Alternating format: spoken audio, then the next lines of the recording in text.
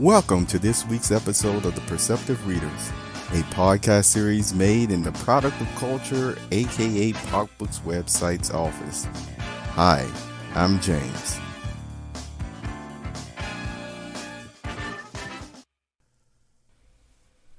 Can you keep a secret? Whether you like secrets or not, there are some secrets that, of course, are bad, and then there are also secrets that are for our benefits. Those type of secrets, the best one of them all, is even called a sacred secret. Hi, I'm James Lynch, and welcome to this Perceptive Readers this week. How do you feel about secrets? You know, there's been events and parties all throughout the years because of somebody wanting to honor an individual that was important to their life, or a group of people who have helped them out. And so they may keep a secret, you see, of exactly how they're going to plan the event, who will be involved, what gifts they're going to give the person, what speeches or what have you. And then when it all comes together, boy, what a wonderful secret that was kept among all the ones who had nothing but the best intentions from or for the person that you know they were keeping the secret from. You like those type of secrets, don't you? And those type of secrets, again, you don't mind keeping at all. Now, there are other secrets that I kept where the term comes into play, where you end up asking the ethical question, does the end really justify the means on what is happening? Have you ever ran into one of those types of secrets?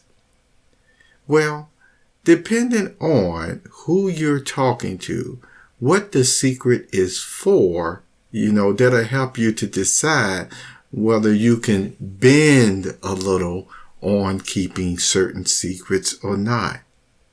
Because remember, the secrets that will benefit somebody or benefit a group as a whole, you see, then you know there's a very good reason behind keeping it. Let me give you an example of it. In Genesis chapter 3:15, there's a prophecy that was uttered how basically the serpent, you know, who had turned Adam and Eve against God, was now, you know, going to be cast down to the earth, or the serpent was on his belly. But he used that as an illustration or analogy of what was going to happen, you see, for God's kingdom to take back everything that, you know, Satan had did by bringing in death and despair in the world, you see. And so he basically said that the serpent would hurt or inflict, you know, pain on the man's heel, you see, but the heel would certainly crush the serpent's head, which would be Satan. And so as we've gone throughout the centuries, we know that man or that heel was when Jesus actually was put to death, but at the same time brought back to life, and the ransom sacrifice was given to God. And guess what? He's king up in heaven right now, also king over the Christian congregation. And we're going to see that fulfillment totally, you know, end with the paradise earth and paradise. So God's will being done in heaven will also be done on the earth, and it'll just be a wonderful situation. But see, Genesis 3:15 was the beginning of that sacred secret, you see, that would bring benefits to mankind. And it took a long time before everybody, even persons who were looking towards God, to fully understand what Genesis 3:15 meant. See, it was a sacred secret from God, yet look what he did. He revealed it over time. You see, from the genealogy to the law covenant, all these things had to help people to understand why God was doing things the way that, he set them up, and also to give deep insight into his personality. Yes, the spirit behind his personality. And that's important. And I'm going to tell you why. You see, have you heard the expression, well, if you don't know, you don't know? And sometimes in order to do something or to even get a position, a lot of persons have, taken the route of just saying, well, I'll just fake it until I can make it, you see. So they're basically keeping a secret that they may not know anything about something at all. And once again, you can appreciate that determination, that willingness to try, and the effort. Now, here is the thought along with that secret, though. What if the person was given a job? I just want to give this as an example. What if this person who happened to be fresh out of medical school, really barely made it through medical school at that, but was able to pass, you see. There could be a variety of reasons why they barely made it through. But when it came crunch time during the exams, they were always able to cram this in, cram that in. And sometimes they didn't even know why they were cramming what they were cramming, in their brain. They just knew, almost like a photographic memory, how to answer such a question. Now, you may be able, such a person, to answer such a question. But here is our question. Do you still understand the reason behind why this is the best route on how to help somebody with this situation or that situation? Are you able to really make practical application of all that huge amount of millions and millions of bytes of head knowledge to zoom in on the correct one for those real difficult cases, you see? In that case, would anybody realizing, your great lack of knowledge in that area, want to pick you at that time for the most toughest of cases, and I'm just saying this in all respect, you see, but would anybody want to, be the experiment of your lack of knowledge in this area? Would you be humble enough to actually say, you know what? This is just not my specialty in this area. Granted, you may be offering a lot of money, but this is just not my specialty. Let me direct you to this person right here. Okay. And this person knows exactly what they're talking about. So do you see in that case that even though the man may have had a secret, you see, as far as his academics and what he was able to do or what have you, which it doesn't mean that he wasn't doing a lot of good in his practice in the world or what have you. But here was the area that he or she was weak in. Now, should that secret, that pride at that time, you see, cause the person to say, no, I'm still going to keep it, and cause the person who's really coming for genuine, authentic help to suffer from the lack of knowledge and even quite possibly even malpractice? That's something to think about. Let's go right back to the benefits again of the sacred secret, though. And I want to read something, and it's from page 836 from a book on jw.org, and it's dealing with the scriptures, insight on the scriptures. Like I said, this is from my library that I've had for decades. It says, something that originates with God This is under the heading Sacred Secret. It says something that originates with God is withheld until his own time and is revealed only to those to whom he chooses to make it known.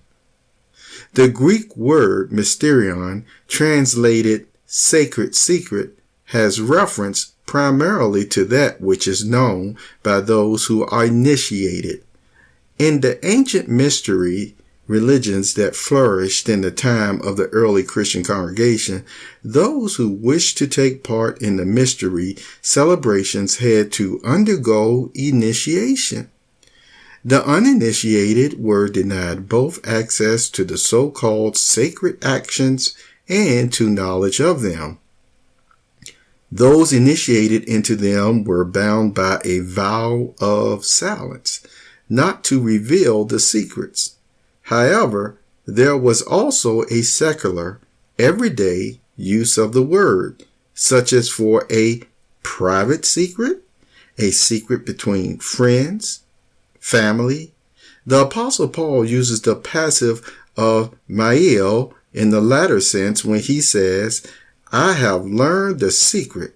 Literally, I have been initiated into secrets of both how to be full and how to hunger, both how to have an abundance and how to suffer. Now, that ends that quote from that section on the sacred secret. And did you see how it even mentions friends and families can even have secrets among themselves? We even know God, when he had Jesus explain about prayer to go into your private room. Yes, even Jesus wants you to have private prayers from time to time. You see, if not daily, private prayers. This is from God. And yet you may have some today that feel like every aspect of the human life and mind should be open to critique and criticism. According to the scriptures, is that correct? Now, with the other thought too, as we're, closing in on this, on secrets, think about this. Remember, I used the illustration about a person who had went to medical school and just barely made it through and yet was able to do some good in the world. And the question was whether or not the person would have the humility to just say that, they just don't know about this area. And in this case, I'm not going to fake it until I can make it, you see, because of what can happen even to the extent of, yes, malpractice. You may want to do a search on how many millions, if not really more than that, I believe now. So you can do like a 10-year search of what was the cost of medical malpractice even over the past 10 years. Or you can do it 20. You look at that huge number. Now, just because it was malpractice, of course, it doesn't mean it was malicious, but all the same, it goes to show that mankind still really has a lot of work to do in this area. And that's why it's called practice. It's saying, from all my knowledge and my reasoning, I think this will work for you, but no way in the world can I say it will 100% work for you. And there's always many exceptions to the rules too. That's why I always say again, one medical recommendation does not apply to every human being. And to try to force that situation on every human being saying, well, you know what? Who cares? You're worth the loss. You see, you're worth, even though you're a good person, even though you do your best to help others. We're sorry. We want to try this practice on everybody. Is that right in Jesus' eyes? Is that right in Jehovah's eyes? How do you think he will respond? Is this one of those secrets that really fall into a sacred secret category?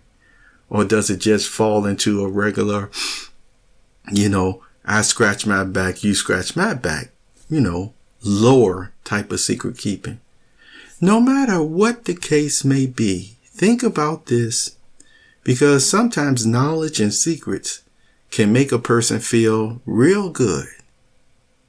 But think about this, out of all the secrets in the world that are sometimes held against groups and individuals, how do you not know that one of the groups or individuals that you're keeping all these secrets from, or what have you, know the greatest secret that trumps them all? I'm James. Thank you for being here on this Perceptive Readers. You have a wonderful day.